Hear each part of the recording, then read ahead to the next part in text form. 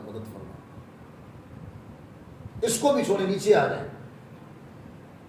مسجد کے ممبر سے اعلان ہوتا ہے جناب مسجد شریف میں فلاں چیز کی ضرورت ہے، آپ کی مالی مدد کی ضرورت ہے، اسی ممبر پر بیٹھ کے ہم کہتے ہیں اللہ ہم تجھ سے مدد مانگتے ہیں، اور اسی ممبر پر پھر چندہ مانگنے کی ضرورت پڑتی ہے یا کوئی اور معاملے کی ضرورت پڑتی ہے تو ہمیں مخلوق کی مدد کی ضرورت پڑ جاتی ہے۔ آیا کیا مسئلہ ہے اس آیت کریمہ کا؟ پھر کیا مطلب ہے اس کا؟ مطلب یہ ہے کہ اللہ کریم نے فرمایا ایاک نعبد، اے میرے بندو مجھ سے یوں مانگو کہ اللہ ہم تیری ہی عبادت کرتے ہیں۔ تو اللہ نے قرآن میں کسی اور مقام پر کسی کی بھی عبادت کرنے کی اجازت نہیں دی۔ پورا قرآن اٹھاؤ، ہر جگہ پر اللہ کریم نے بتوں کی پوجا کرنے والوں کی جو ہے وہ تو اللہ تعالیٰ نے سرزنش فرمائی ہے اور منع فرمایا، وحدانیت کو بیان کیا ہے۔ یعنی کسی بھی جگہ پر، نہ حدیث میں نہ قرآن میں، کسی بھی جگہ پر غیر اللہ کی عبادت کرنے کی اجازت نہیں ہے، اس لیے ہم صرف اللہ ہی کی عبادت کرتے ہیں۔ آئیے مدد کی طرف، اللہ نے یہاں فرمایا کہ ہے میرے بندوں مجھ سے مانگو کہ ہم اللہ تجھ سے مدد مانگتے ہیں۔ تو ہم قرآن کھول کے دیکھتے ہیں کہ کئی مقامات ایسے ہیں کہ جن مقامات پر اللہ تعالیٰ ہمیں خود جو ہے وہ یہ اللہ تعالیٰ ہمیں بتا رہا ہے کہ میرے انبیاء سے بھی مدد مانگو، میرے صلحاء سے بھی مدد مانگو، سبحان اللہ، میرے نیک بندوں سے بھی مدد مانگو، فرشتوں سے بھی مدد مانگو، اور جب تمہیں کوئی نیکی کا کام پڑ جائے تو ایک دوسرے کی بھی مدد کرو۔ سبحان اللہ۔ اب اس کا مطلب یہ ہوا کہ مسلمان دونوں دعوے کے اندر سچا ہے۔ اللہ نے فرمایا کہ مجھ سے میری ہی عبادت کرو تو ہم اسی کی عبادت کرتے ہیں۔ اللہ نے فرمایا مجھ ہی سے مدد مانگو تو ہم اس سے مدد مانگتے ہیں۔ پھر سوال یہ ہوتا ہے کہ جب اللہ سے مدد مانگتے ہیں، اللہ ہی سے مدد مانگنے کا حکم ہے، تو ایک دوسرے سے کیوں مدد مانگتے ہیں؟ تو وہ بھی کسی اور کا حکم نہیں ہے، وہ بھی اللہ ہی کا حکم ہے۔ تو معاملہ حل ہو گیا کہ مسلمان عبادت کے معاملے میں بھی سچا ہے اور مدد طلب کرنے کے حوالے سے بھی سچا ہے کہ وہ اللہ ہی سے مدد مانگنے کا مطلب یہی ہے کہ اللہ تبارک و تعالیٰ کے اگر صالح بندوں سے مدد مانگی جائے، اللہ تبارک و تعالیٰ سے ڈائریکٹ مدد مانگی جائے تب بھی اللہ ہی کی مدد ہے۔ اگر اللہ کی بارگاہ میں اس کے انبیاء کا وسیلہ دے کر مدد مانگی جائے، اللہ کے نبیوں سے مدد مانگی جائے، اللہ کے اولیاء سے مدد مانگی جائے، تو یہ اولیاء کی مدد بھی در حقیقت اللہ ہی کی مدد ہے۔ سبحان اللہ۔ اس کی وجہ یہ ہے، اس کی دلیل یہ ہے کہ اللہ کے ولی اور انبیاء اور صلحاء اور صالحین جو ہیں وہ اللہ کی اذن سے، اللہ کی اجازت سے، اللہ کے حکم سے، اللہ کے قرآن کے مطابق جو ہے مدد کرتے ہیں۔ سبحان اللہ۔ جو قرآن ہمیں کہہ رہے ہیں کہ اللہ ہم تیری ہی تجھ ہی سے مدد مانگتے ہیں، وہ قرآن آگے کیا فرماتا ہے؟ 19واں پارہ ہے۔ حضرت سلیمان علیہ السلام کی دور میں ایک عورت رہا کرتی تھی، اپنی ریاست کی، اپنے علاقے کی جو ہے وہ سلطنت کی وہ بادشاہ ہوا کرتی تھی۔ لیکن جب حضرت سلیمان علیہ السلام کا دور تھا تو پھر تو اس کی بادشاہی نہیں چل رہی تھی، وہ تو اللہ کے نبی تھے، سلطنت تو جناب سلیمان علیہ السلام کی چل رہی تھی۔ تو حضرت سلیمان علیہ السلام نے جو ہے اسے اسلام کی دعوت دی، اور وہ ایک دن حضرت سلیمان علیہ السلام کی طرف جو ہے وہ اپنے ساتھیوں کے ساتھ، اپنے وزراء کے ساتھ جو ہے وہ سلیمان علیہ السلام کے ساتھ کے لیے ملنے کے لیے اپنے وہاں سے روانہ ہوئی، اپنے علاقے سے، اپنی جگہ سے۔ تو حضرت سلیمان علیہ السلام نے فرمایا کہ اس بلقیس نامی عورت کا ایک تخت ہے، وہ میرے پاس کون لے کر اس کے آنے سے پہلے وہ اپنے علاقے سے نکلی، اپنے پایا تخت سے نکلی ہے، اپنے دارالخلافت سے نکلی ہے، یا اپنے ہاؤس سے، اپنے گھر سے، اپنے جناب رہائش سے نکلی ہے، اس کے میری بارگاہ تک پہنچنے سے پہلے وہ جو اس کا تخت ہے 40 گز غالباً لمبا اونچا اور 80 گز جو لمبا ہے، وہ تخت جو ہیرے جواہرات اور سونے چاندی طرح طرح کی ان چیزوں سے بھرا ہوا ہے، جڑا ہوا ہے، اور اتنا وزنی تخت جو ہے وہ میرے پاس تم میں سے کون لے کر آئے؟ سبحان اللہ۔ اب اللہ کے نبی ہیں اور اس واقعے کو بیان قرآن کر رہا ہے اور مدد مانگ رہا ہے اللہ کا نبی. کہیے سبحان اللہ. سبحان اللہ. سبحان اللہ. اللہ کا نبی مدد مانگ رہا ہے اور پھر اللہ اسے قرآن میں بیان فرما رہا ہے.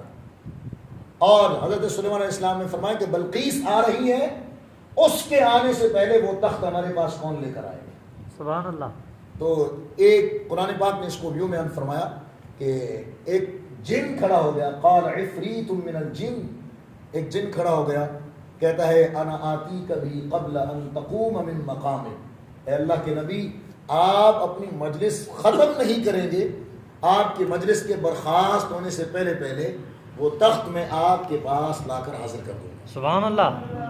بڑا کبھی اور ہیکل جن تھا, بڑی طاقت تھی اس کو. اب سارے حضرت سلیمان علیہ السلام کی بارگاہ میں جن, پریاں, آپ کے صحابہ, آپ کے امتی, بڑے لوگوں کا مجمع ہے اور آپ منبر پر جلوہ فرما کر ان سے مدد مانگ رہے ہیں. سبحان اللہ. ان سے مدد طلب کر رہے ہیں, ان سے ہیلپ لے رہے ہیں. کون ہے جو اس تخت کو میرے پاس لے کر آئے؟ اگر مدد مانگنا مخلوق سے ناجائز ہوتا, اللہ کے علاوہ کسی سے مدد مانگنا شرک ہوتا, ایمان سے بتائیں کہ کیا اللہ کا نبی شرک کرتا ہے؟ تو کیا حضرت سلیمان علیہ السلام نے کو علم نہیں تھا اس بات کا کہ اللہ ہی سے مدد مانگنی ہے, باقی کسی سے مدد نہیں مانگنی ہے؟ اللہ کا نبی خود ہی اٹھا کر لا سکتے تھے, لیکن اس میں حکمتیں کچھ اور ہیں کہ اللہ کے نبی نے اعلان کیوں کیا, یہ ایک الگ سا موضوع ہے. لیکن حضرت سلیمان علیہ السلام نے فرمایا کہ نہیں بھائی, اس سے بھی جلدی چاہیے, کوئی ہے اس سے بھی جلدی پاورفل. سبحان اللہ. حضرت سلیمان علیہ السلام کے امت کے ایک ولی کھڑے ہو گئے, سبحان اللہ. صحابی تھے حضرت سلیمان علیہ السلام کے. کہتے جناب حضور میں لے کے حاضر ہو جاؤں گا. آپ نے فرمایا کتنی دیر لگے گی؟ عرض کرتے ہیں کہ میں آپ کے پاس لے کر ضرور حاضر ہوں گا قبل ان یرتد الیک طرفک, آپ کی آنکھ جھپکنے سے پہلے اس تخت کو آپ کے پاس. سبحان اللہ. آپ آنکھ جھپکیں اور دیکھیں اس میں کتنی دیر لگتی ہے.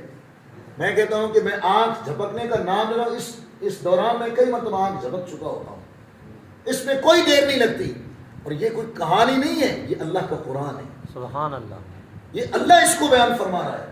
اور حضرت سیدنا آصف بن برخیہ ان کا نام تھا, وہ پلک جھپکنے سے پہلے اس نے تخت آ کے حضرت سلیمان علیہ السلام کے بارگاہ میں حاصل کر دیا. سبحان اللہ.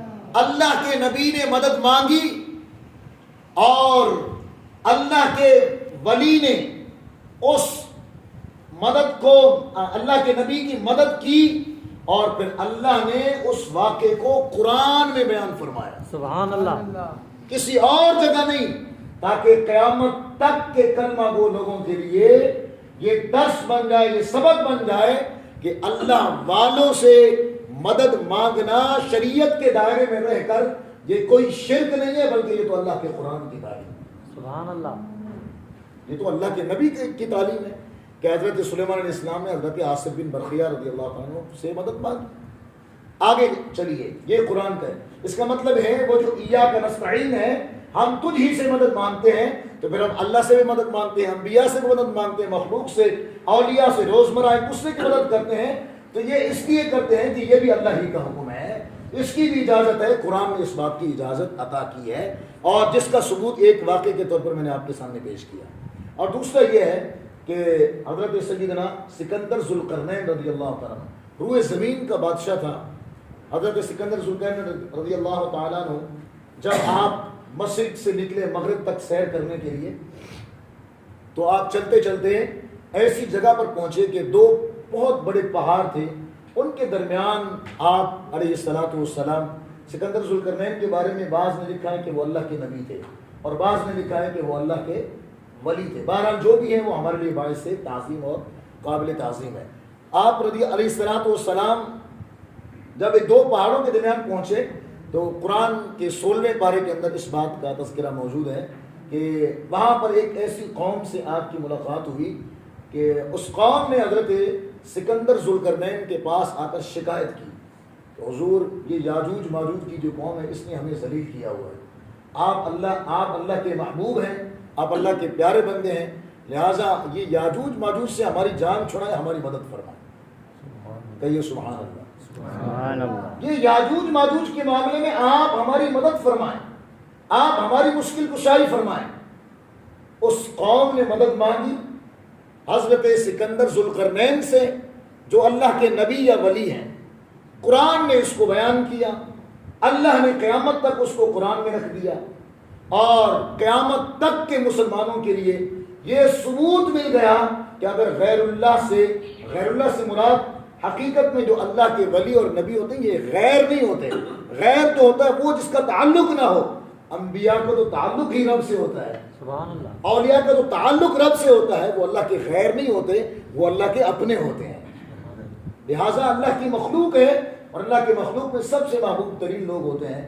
تو سکندر ذوالقرنین رضی اللہ تعالیٰ نے یہ نہیں فرمایا کہ جاؤ بھائی مدد اللہ سے مانگو، اللہ تبارک و تعالیٰ کے سوا کوئی مدد نہیں کر سکتا، اگر کوئی کرے گا تو یہ شرک ہو جائے گا۔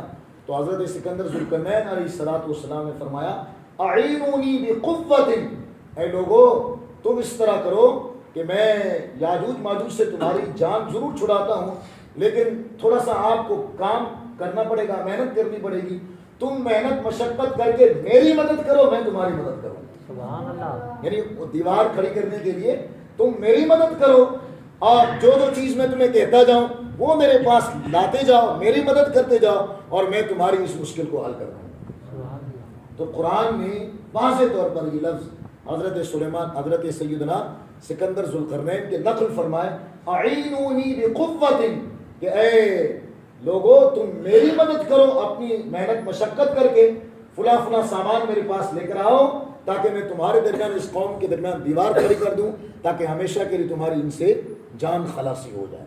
تو یہ فلسفہ جو مدد مانگنے کا ہے، عبادت کا معاملہ تو ایک جگہ پر ہے کہ لوگ کہتے ہیں جناب جب اللہ کی عبادت، اللہ ہی کی عبادت کرتے ہیں، وَإِيَّاكَ نَسْتَعِينُ بھی تو یہی حکم ہے، اللہ ہی سے مدد مانگو، تو یہ بھی تو قرآن میں ہے۔ میں کہتا ہوں یہ بھی تو قرآن میں ہے، اور عبادت صرف اللہ کی ہے، کسی اور کی نہیں ہے۔ کیوں؟ قرآن میں، حدیث میں کسی ولی کا قول، کسی نبی کا قول، کسی جگہ یہ نہیں ملتا کہ اللہ کے سوا کسی اور کی مدد کرو، اللہ کے سوا کسی اور کی عبادت کرو۔ لہٰذا جب اللہ ہی کی عبادت کا حکم ہے تو مسلمان صرف اللہ ہی کی عبادت کرتا ہے۔ اور مدد کے معاملے میں چونکہ قرآن متعدد مقامات پر اللہ کے نبیوں، صالحین، فقہاء، محدثین، ان کی مدد قرآن سے ثابت ہے، اس لیے مسلمان روزمرہ کے معاملے میں اللہ کے ولیوں سے بھی مدد مانگتا ہے، انبیاء سے مدد مانگتا ہے، اور ایک دوسرے کی بھی ہم روزمرہ میں کئی جگہ پر ایک دوسرے سے مدد مانگتے ہیں، اور ایک دوسرے کی مدد کرتے بھی ہیں۔ تو لہٰذا ایک دوسرے کی مدد کرنا اور ایک دوسرے کی مدد مانگنا، یا اللہ کے نبیوں سے مدد مانگنا، اولیاء سے مدد مانگنا، صلحاء سے مدد مانگنا، یہ شرک نہیں ہے بلکہ یہ عین اسلام ہے اور اسلام کے مطابق ہے۔ اور یہ ذہن میں رکھیں، مخلوق میں جو بھی مدد کرتا ہے، جو بھی مددگار ہے، وہ اللہ کی عطا سے ہے، وہ اللہ کی عطا سے ہے، یہ ذہن میں رہے۔ یہ کبھی بھی ذہن میں ایک لمحے کے لیے بھی نہیں سوچنا کہ مخلوق میں کوئی ایسا، چاہے رسول اللہ کی ذات ہی کیوں نہ ہو، چاہے کوئی نبی کیوں نہ ہو، ایک لمحے کے لیے بھی یہ عقیدہ رکھنا انسان کو ہمیشہ کے لیے جہنم میں بھیج دے گا۔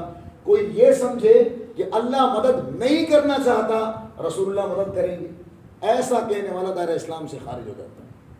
اللہ کے رسول، اللہ کے ولی اور صالحین مدد کرتے ہی تب ہیں جب اللہ کی اجازت ہوتی ہے۔ جب اللہ کی اجازت نہیں ہے، اللہ کا حکم نہیں ہوتا، تو وہاں پر اللہ کے اولیاء، صلحاء، فقہاء، انبیاء بھی مدد نہیں کرتے۔ بعض لوگ کہتے ہیں کہ اگر اللہ کے اولیاء مدد کر سکتے ہیں، انبیاء، تو حضرت سیدنا امام حسین پاک کو نبی پاک صلی اللہ علیہ وسلم نے میدان کربلا میں کیوں نہیں بچایا؟ اس کا مطلب ہے کہ اللہ کے نبی مدد نہیں کر سکتے۔ نہ یہ مطلب نہیں ہے، اللہ کی مرضی تھی کہ حسین شہید ہو، اللہ کی مرضی تھی کہ حسین میری بارگاہ میں شہادت پیش کرے، پھر رسول اللہ کی مرضی کے خلاف کیسے کر سکتے؟ اللہ کی مرضی یہی تھی کہ ان کی شہادت سے اسلام کو رنگ لگے، تو حضرت مولا علی کیسے کہہ سکتے ہیں کہ یا اللہ تو ان کو شہید کرنا چاہتا، میں نہیں چھوڑوں گا؟ ایسے کبھی نہیں ہو سکتا۔ مخلوق اور خالق کا مقابلہ ہے ہی نہیں۔ اس لیے سمجھنے کی تھوڑی سی بات ہے، وہ یہ ہے اللہ کی مخلوق میں انبیاء، اولیاء، صلحاء جو مدد کرتے ہیں ان کی مدد برحق ہے، قرآن سے ثابت ہے، جس طرح کہ میں نے آپ کے سامنے مثال کے طور پر 2 واقع رکھیں، اس کے علاوہ اور بھی کئی آیات ہیں، وقت ہمارے پاس نہیں ہے، اس وجہ سے میں انشاءاللہ آئندہ جمعے پہ پھر احادیث پیش کروں گا جن احادیث میں خود رسول اللہ صلی اللہ علیہ وسلم نے اپنے صحابہ کی مدد فرمائی ہے، اور جن احادیث میں خود رسول اللہ صلی اللہ علیہ وسلم نے ایک دوسرے کی مدد کرنے کا حکم ارشاد فرمایا ہے۔ تو لہٰذا ایاک نستعین کا مطلب یہ ہے کہ اللہ ہم حقیقی تجھ ہی سے مدد مانگتے ہیں، چاہے جو بھی ہماری مدد کرے، چاہے نبی ہو، چاہے ولی ہو، چاہے کوئی دوست ہے، چاہے کوئی فورس ہے، چاہے کوئی بھی ہے، کسی کی بھی مدد ہے وہ در حقیقت مولا تیری ہی مدد ہے۔ کیوں کہ یا اللہ اگر تو نہ چاہے تو کوئی مدد نہیں کر سکتا، اور ہم بھی یہی کہتے ہیں اللہ جب چاہتا ہے ان کے حکم سے اللہ کے نبی مدد کرتے ہیں، اللہ کے اولیاء مدد کرتے ہیں۔ اللہ کریم کی بارگاہ میں دعا ہے